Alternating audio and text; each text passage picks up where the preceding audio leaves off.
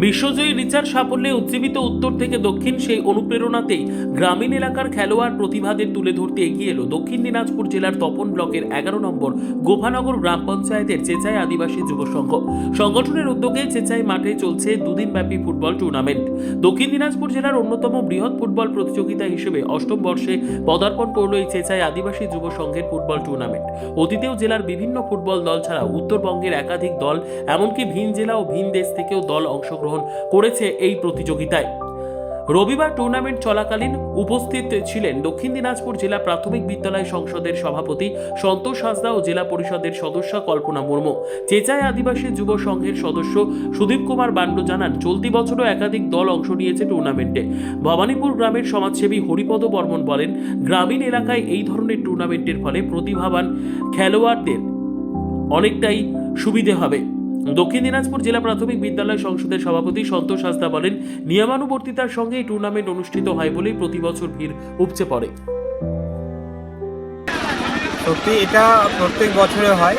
চেচাই আদিবাসী যুব সংঘের পরিচালনায় যারা আছে তারা প্রত্যেকে খুব পরিচালনা করে এবং আপনারা জানলে খুশি হবেন যে এই যে প্রত্যেক বছর যে খেলাটা হয় খুব নিষ্ঠার সঙ্গে খুব নিয়ম মাফিক খেলা হয় এখানে। সেই জন্য এই মাঠে খেলা ধরার জন্য রায়গঞ্জ, মালদা, বিভিন্ন জায়গা থেকে টিমগুলো ছুটে আসে এবং এরা খুব নিষ্ঠার সঙ্গে এবং খুব ডিসিপ্লিন সহকারে খেলা পরিচালনা করে। সেই জন্য এখানকার যারা এই খেলা যেদিনই ছাড়া হয় সেদিন দর্শকরাও খুব মুখিয়ে থাকে, যেহেতু একটা খুব সুষ্ঠুভাবে খেলাটা পরিচালনা করে। সেটা যেন প্রচুর দর্শক আসে। গতকালকেও প্রচুর দর্শক এসেছিলো। আমরা চাইছি আজকেও এবার প্রচুর দর্শক হবে। আপনারা জানেন এখানে একটা গোল্লাকালী মেলা চলছে, এখানে প্রচুর মানুষ সেখানে যাওয়ার পরে এখানে প্রচুর গোটা মাঠ ভর্তি হয়ে যায় এখানে।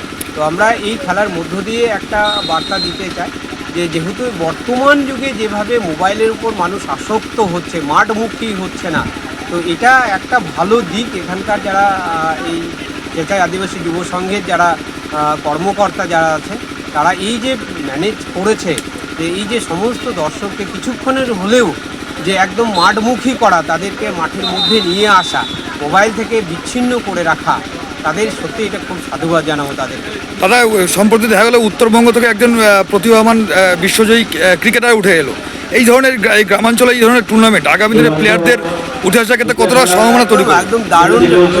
সত্যি এটা এবছর আমাদের এই টুর্নামেন্টের যে অষ্টম বছর, অর্থাৎ বিগত 7 বছর ধরে এটা অষ্টম বছরে আমাদের এই টুর্নামেন্ট পদার্পণ করেছে। কতগুলো টিম অংশগ্রহণ করেছে? টিম টোটাল 16 টিমের খেলা হয়, 2 দিন ব্যাপী হয় টুর্নামেন্ট। বরাবরই এটাই হয়ে আসছে।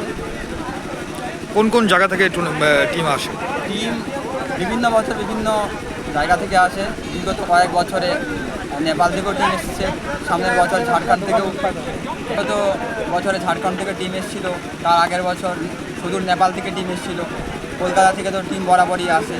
তার পাশাপাশি আমাদের প্রতিবেশী যেসব জেলাগুলি রয়েছে, মালদা জায়গা থেকে টিম আসে, রায়গঞ্জ।